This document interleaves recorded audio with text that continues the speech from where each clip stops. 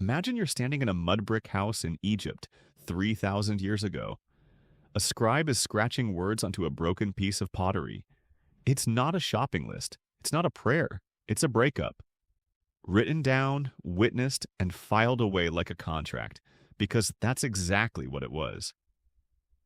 You'd probably assume ancient people just walked away from each other in silence, or worse, that they had no way out at all. But the truth goes back thousands of years, and it's stranger than you think. Because long before therapists, before breakup texts, before the slow fade, ancient civilizations had rules. Real ones. Some cultures made you pay for a breakup, some made you prove it in front of witnesses. Some let a woman end a marriage with a single sentence spoken out loud, and that sentence alone was legally binding. You live in a world of ghosting and red receipts. They lived in a world of clay tablets and courtrooms, and somehow, some of their systems were more organized than ours. Picture that same Egyptian house again. The husband is gone. Not missing, not dead, divorced. His wife stood in front of witnesses, said the words, and it was done. No lawyer, no years of paperwork. Just a declaration, an ostracon to record it, and a division of property that both sides had already agreed to before they ever got married. It sounds almost too clean for a civilization we picture in gold masks and grand tombs. But this wasn't the exception. This was policy. Here's the reframe. You've probably been taught that ancient marriage was a one-way trap, especially for women. Married young, stuck forever, property of a husband until death. That image isn't wrong everywhere, but it isn't right everywhere either. In several ancient societies, breakups weren't chaos. They were procedure. Structured, documented, sometimes shockingly fair. The people who built pyramids and ziggurats also built something you'd never expect, an early legal architecture for falling out of love, or at least falling out of a contract. Think about what a breakup actually requires, stripped down to its bones. Who keeps the house? Who keeps the kids? Who keeps the goats, the grain, the gold? Ancient people faced the exact same questions you would face today. They just answered them with law instead of guesswork. And because so much of ancient life ran on written agreements, marriage in places like Mesopotamia and Egypt wasn't just a bond. It was a contract with an exit clause built in from day one. That's the twist worth sitting with. A wedding in some of these cultures already contained the terms of its own possible ending. Before two people even moved in together, they'd agreed on what would happen if it fell apart. Doesn't that sound less like ancient superstition and more like something out of a modern prenup meeting? The people who invented writing also invented the paper trail for heartbreak. Let's go back to Mesopotamia, because this is where some of the oldest surviving breakup rules come from. The Code of Hammurabi, carved into a basalt stele around 1750 BCE, doesn't just list punishments for crimes. It spells out in specific detail what happens when a marriage ends. Assyriologist Martha Roth, who spent decades translating Mesopotamian law collections, has shown that these codes weren't abstract philosophy. They were working legal documents meant to be applied, argued over, and referenced in real disputes between real people. Divorce clauses sit right alongside laws about property, debt, and inheritance, because to Mesopotamian society, ending a marriage was exactly that kind of practical problem. Under these laws, a husband could divorce his wife, but he couldn't just throw her out with nothing. If she hadn't done anything the law considered wrong, he owed her a settlement. Sometimes her dowry back, sometimes property, sometimes ongoing support if there were children involved. And here's the part that surprises people. Women could initiate divorce too under specific conditions, and could take the case to a public tribunal if a husband tried to cheat her out of what she was owed. This wasn't equality in the way you'd define it now, but it was accountability. Someone always had to answer for how a marriage ended, and someone always had to pay. Move a little further along the timeline, into Egypt during the New Kingdom, and the paper trail gets even more personal.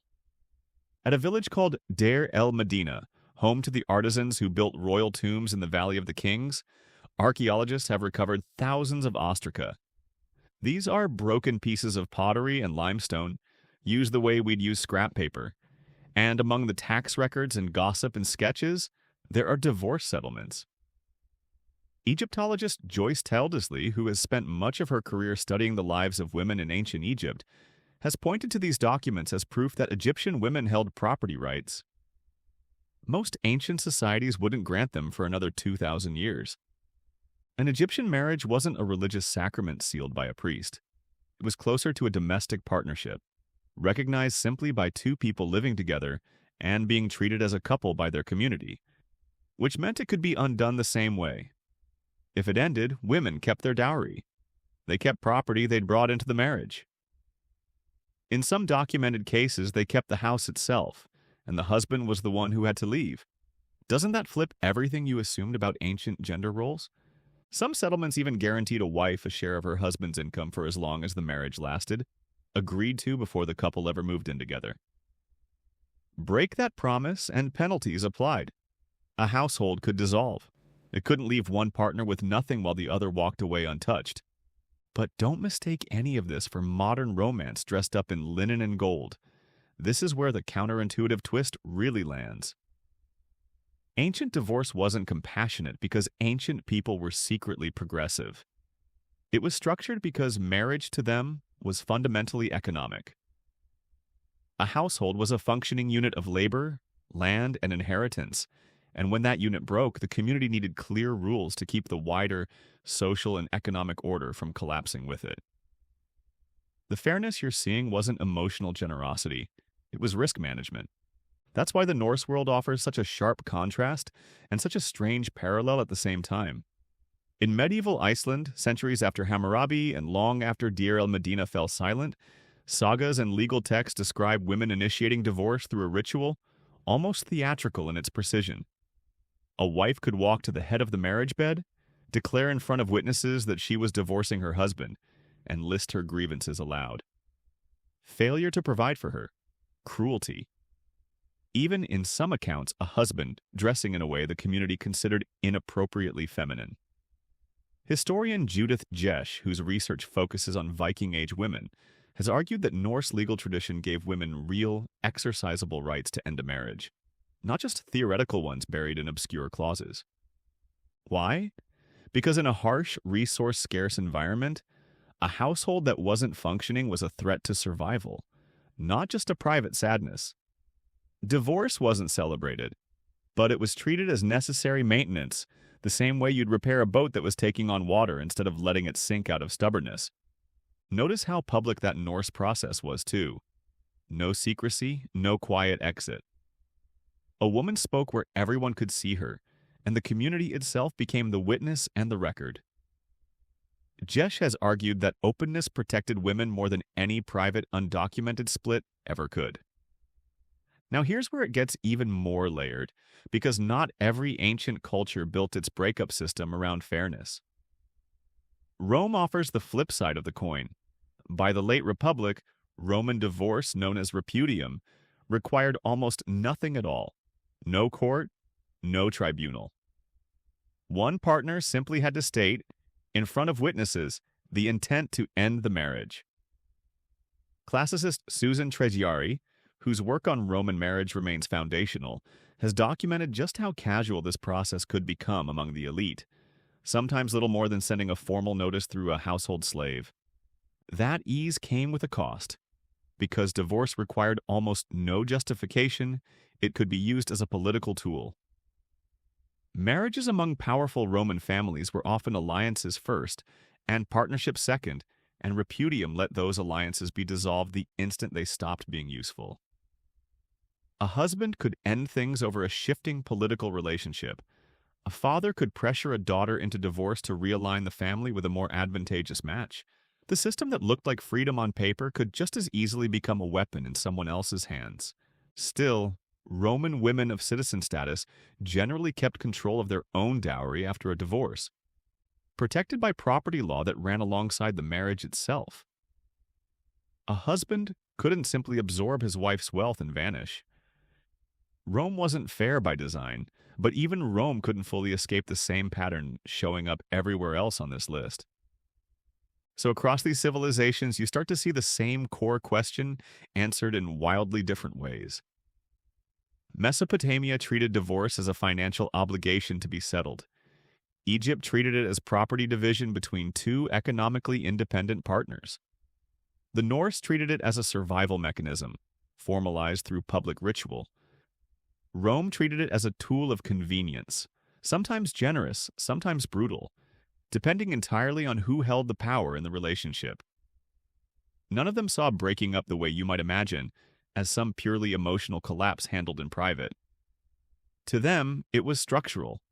It touched land, debt, children, reputation, and sometimes politics on a scale far beyond two individuals. Which brings you back to now, standing in your own version of a breakup, whatever that looks like. Maybe it's a shared lease you have to untangle.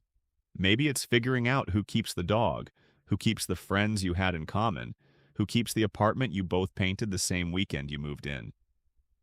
It can feel messy and unprecedented, like nobody has ever had to sort through this exact tangle before. But people have. For thousands of years, breakups have required the same unglamorous work. Dividing what was shared, deciding what's fair, figuring out how to walk away without everything collapsing behind you. Even the language survives in fragments you'd never expect. A prenuptial agreement echoes a Mesopotamian marriage contract almost word for word in its logic, spelling out what happens before anyone needs it to. A modern custody arrangement mirrors the property clauses etched onto Deir el-Medina ostraca, prioritizing the practical over the emotional because someone has to. Even a blunt modern breakup text, however cold it feels, is really just a compressed, informal echo of repudium. One person stating an intent, and a relationship ending the moment the words leave their hands.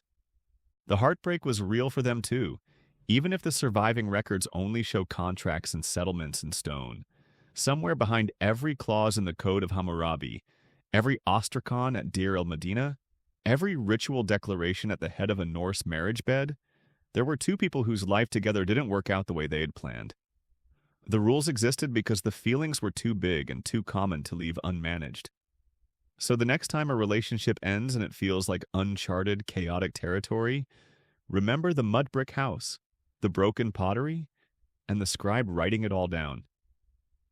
The truth goes back thousands of years, and somehow it's stranger and more familiar than you think.